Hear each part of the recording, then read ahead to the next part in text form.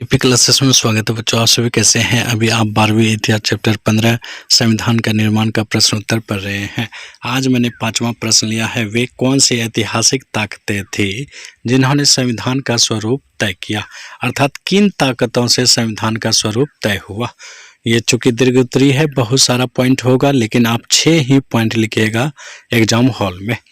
उत्तर, वे निम्नलिखित ताकतें थी जिन्होंने संविधान का स्वरूप तय किया।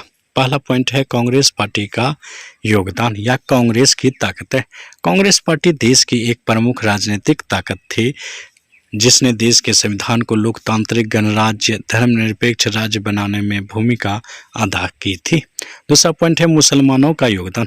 मुस्लिम लीग ने देश का बंटवारा किया, लेकिन उदारवादी मुसलमान और वे मुस्लिम जो भारत के विभाजन के विरोधी थे, उन्होंने भी भारत को धर्मनिरपेक्ष बनाए रखने तथा सभी नागरिकों को अपने सांस्कृतिक धार्मिक पहचान बनाए रखने में संविधान के माध्यम से आश्वस्त किया।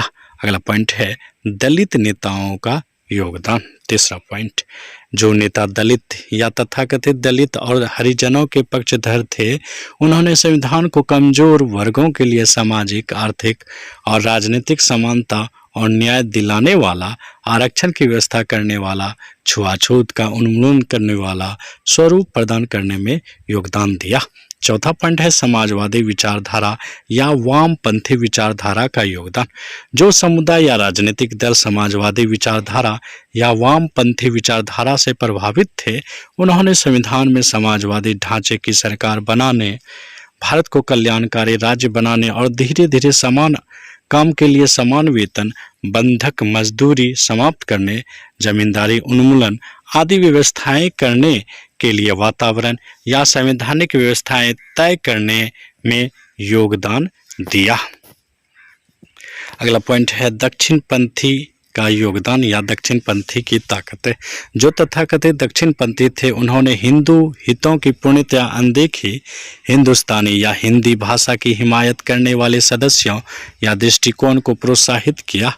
लोगों की धार्मिक भावना को बनाने और समान नागरिक संहिता इक्वल सिविल कोड लागू करने के लिए सिद्धांतः प्रमुख नेताओं को तैयार करने में भूमिका निभाई। अगला पॉइंट है लोकतंत्र के समर्थक। जो लोग लोकतंत्र और नागरिक अधिकारों के समर्थक थे, उन्होंने देश सत्ता के विकेंद्रीकरण और सरकार को ग्रामीण स्तर तक अधिकार दिए जाने की बात कही। स्थानीय स्वायत्ता शासन की व्यवस्था इस संदर्भ में संविधान की रचना करने वालों के लिए प्रेरित बनी। अगला पॉइंट है आदिवासी ताकतें। आदिवासी से संबंधित ताकतों ने संविधान सभा में तर्क दिया कि आदिवासियों के साथ अनेक वर्षों से ब्रिटिश सरकार, जमींदारों, सूदखोरों और साहूकारों ने सही व्यवहार नहीं किया। उन्होंने अपने दावों को बढ़ा चढ़ाकर कहा कि 6000 सालों से उन्हें अपमानित या उपेक्षित किया जा रहा था।